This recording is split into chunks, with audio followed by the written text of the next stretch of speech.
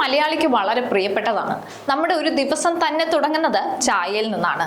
അങ്ങനെയുള്ളപ്പോൾ ചായ ഇനി കിട്ടാതാകുമോ, അതോ ചായ തന്നെ മലയാളി നിർത്തേണ്ടി വരുമോ എന്നിങ്ങനെയുള്ള ചോദ്യങ്ങൾ ഇപ്പോൾ ഏറെ പ്രസക്തമാണ്. കാരണം സംസ്ഥാനത്ത് പാചകവാതക ക്ഷാമം ഭാഗികമായി നിലനിൽക്കുന്നുണ്ട്. അടഞ്ഞുകിടക്കുന്ന ഹോട്ടലുകൾ വീണ്ടും സജീവമായെങ്കിലും സാധാരണക്കാരന്റെ കുടുംബ ബജറ്റിന് തിരിച്ചടിയായി ഭക്ഷണവില കുത്തനെ ഉയർന്നിരിക്കുകയാണ്.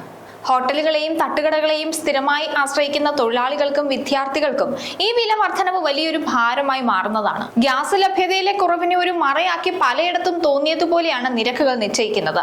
വിറകടുപ്പ് ഉപയോഗിക്കുന്ന കടകളിൽ പോലും അനാവശ്യമായ വർധനവ് ദൃശ്യമാണ്. അവശ്യ സാധനങ്ങളുടെയും പച്ചക്കറികളുടെയും വിലയിൽ ഇടിവുണ്ടായിട്ടും ഭക്ഷണത്തിന് ഇത്രയേറെ തുക ഈടാക്കുന്നത് ജനങ്ങൾക്കിടയിൽ വലിയ പ്രതിഷേധത്തിന് കാരണമാകുന്നുണ്ട്.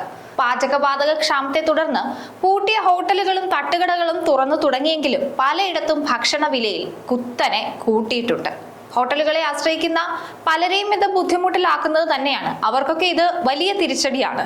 ചില ഹോട്ടലുകളിൽ ചായ വില 10 നിന്ന് 12 രൂപയാക്കി, ചിലയിടങ്ങളിൽ 20 രൂപ വരെ. പൂരിക്കും ദോശയ്ക്കും പൊറോട്ടയ്ക്കും വില കൂട്ടി. ചിക്കൻ ബീഫ് ഇനങ്ങളുടെ കാര്യം പറയാനുമില്ല. വിറകടുപ്പിലാണ് തയ്യാറാക്കുന്നതെങ്കിലും അവസരം മുതലെടുത്ത് ബിരിയാണിക്ക് 20 മുതൽ 30% വരെ വില കൂട്ടിയവരുമുണ്ട്. എന്നാൽ പഴയ വിലയിൽ നല്ല അന്നം നൽകുന്ന കടകളാണ് പകുതിയോളവും. ഹോട്ടലുകൾക്കുള്ള വാണിജ്യ സിലിണ്ടറുകളുടെ വിഹിതം 40% ആക്കിയതോടുകൂടിയാണ് അടച്ചിട്ടിരുന്നവ തുറന്നത്. ഇന്നലെ മുതൽ വിഹിതം 62%. എന്നാൽ ഇതിനനുസൃതമായി സിലിണ്ടർ ലഭ്യമാകുന്നില്ലെന്നാണ് പല ഹോട്ടലുകാരും പറയുന്നത്. കരിഞ്ചന്തയിൽ ലഭിക്കുന്നുണ്ട് സിലിണ്ടർ, അതിനാകട്ടെ ഈ വില ഇരട്ടിയിലധികമാണ്. അതിനാലാണ് ഭക്ഷണവില വർദ്ധിപ്പിക്കേണ്ടി വരുന്നതെന്നാണ് ഹോട്ടലുകാരുടെ വിശദീകരണം. അതേസമയം പഴയ നിരക്കിൽ തന്നെ ഭക്ഷണം വിളമ്പുന്ന ഹോട്ടലുകളുമുണ്ട്. പച്ചക്കറി വില 10% കുറഞ്ഞു. അവശ്യ വസ്തുക്കളുടെ വിലയിലും മാറ്റമില്ല. എന്നിട്ടും ഗ്യാസ് ക്ഷാമത്തിന്റെ പേരിൽ ഭക്ഷണവില തോന്നിയ പോലെ കൂട്ടിയെന്നാണ് ആക്ഷേപം. കിലോയ്ക്ക് 200 രൂപ വരെ ഉയർന്ന ചിക്കൻ വില ഇന്നലെ 125 രൂപയിലേക്ക് താഴ്ന്നു. പല ഹോട്ടലുകളും ചിക്കൻ കറിക്ക് 20 രൂപ വരെ വർദ്ധിപ്പിച്ചു. മുട്ടവില 5 രൂപയിൽ എത്തിയിട്ടും ഓംലെറ്റിന് 15 നിന്ന് 20 രൂപയാക്കി. വാണിജ്യ സിലിണ്ടറുകളുടെ വിഹിതം സർക്കാർ ഉയർത്തിയിട്ടുണ്ടെങ്കിലും അത്യാവശ്യ ഘട്ടങ്ങളിൽ സിലിണ്ടറുകൾ ലഭ്യമാകുന്നില്ല എന്ന് തന്നെയാണ് ഉടമകളും പറയുന്നത്. ഈ സാഹചര്യം മുതലെടുത്ത് സജീവമായ കരിഞ്ചന്തയിൽ നിന്ന് ഇരട്ടി വിലയിലധികം പണം നൽകി ഗ്യാസ് വാങ്ങേണ്ടി വരുന്നത് ലാഭവിഹിതത്തെ ബാധിക്കുന്നുണ്ടെന്ന് ഒരു കൂട്ടർ വാദിക്കുന്നു. എന്നാൽ ഈ അധിക ചെലവ് മുഴുവൻ ഉപഭോക്താവിന്റെ തലയിൽ അടിച്ചേൽപ്പിക്കുന്നത് ശരിയാണോ എന്നൊരു ചോദ്യം ഉയരുന്നുണ്ട്. എന്തായാലും മലയാളിയുടെ പ്രിയപ്പെട്ട ചായക്ക് പലയിടത്തും വില കൂട്ടിയിരിക്കുന്നു. മലയാളി ചായ കൂടി നിർത്താൻ സാധ്യതയില്ലെങ്കിലും ഹോട്ടലുകളുടെ ചായ ഒരു ആഡംബര പാനീയമായി മാറിക്കൊണ്ടിരിക്കുകയാണ്.